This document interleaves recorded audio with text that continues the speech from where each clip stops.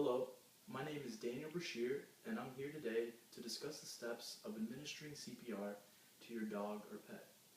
I've chosen this topic not only because of my love for pets, but because of my prior CPR experience in a social work environment. It seems natural to utilize that knowledge with my own pet that I treat like family. Cardiopulmonary resuscitation, or CPR, is a version of artificial respiration that includes assisting the heart to beat. The purpose of CPR is to keep oxygen moving to the lungs and blood circulating throughout the body. The directions contained here apply to dogs. While these instructions may be good, in an emergency, it is wise to check with your vet to establish the procedure that is best for your dog. If an animal is in need of cardiopulmonary resuscitation, you have to move very fast. It's best to learn to do CPR by taking a course. Check for breathing and pulse using the middle and index finger below the wrist. The inner thigh also is a good place, including below the ankle or where the left elbow touches the chest.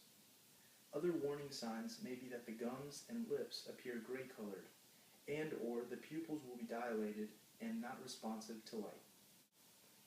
Before initiating the steps of CPR, you must check the consciousness of your dog. You can pet it, rub it, talk to your pet, and make sure if they're awake. If your dog is undoubtedly unconscious, you must check their airway by opening the mouth, pulling out the tongue, and making sure there's nothing blocking their airway. For example, things that may block their airway could be blood or vomit. For assessing whether the dog is undoubtedly unconscious, one must first check for the dog's heartbeat. If the dog is not breathing, then one must check their airway by opening the mouth and pulling out the tongue.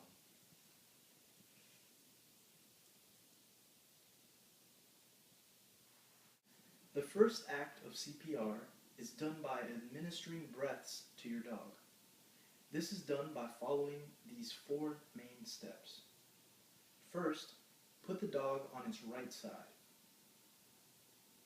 Second, straighten your dog's throat by lifting its chin. Third, blow into your dog's nose while keeping its mouth closed. Watch your dog's chest rise as the air goes in, and also as it deflates when the air leaves. 4, if the chest does not happen to expand, start over again by clearing the mouth. Repeat this breathing procedure once every 5 seconds until your dog is breathing normally, or until the vet or other emergency technician is available to begin treatment. The first act of CPR to be done by administering breaths can be done in these 3 steps. Put the dog on its right side. Straighten your dog's throat by lifting the chin.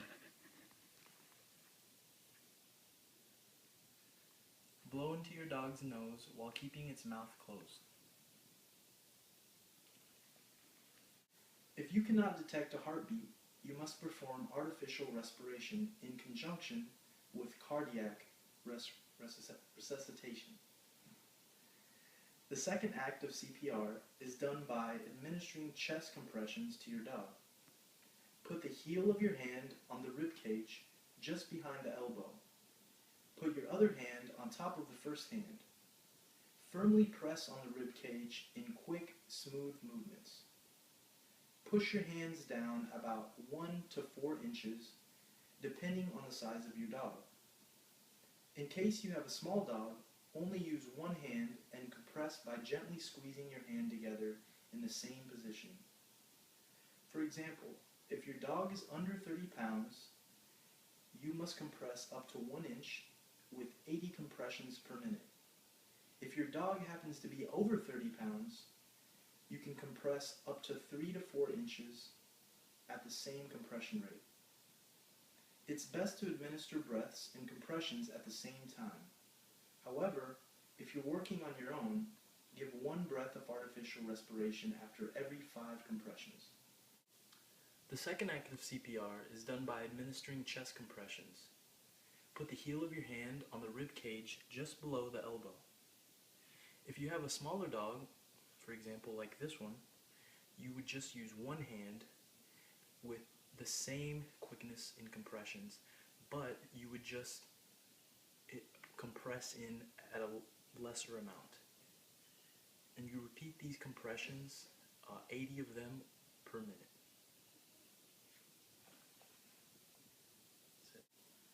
For my conclusion, CPR is not something that is commonly taught to owners of animals, but I believe all pet lovers should be prepared for an emergency situation.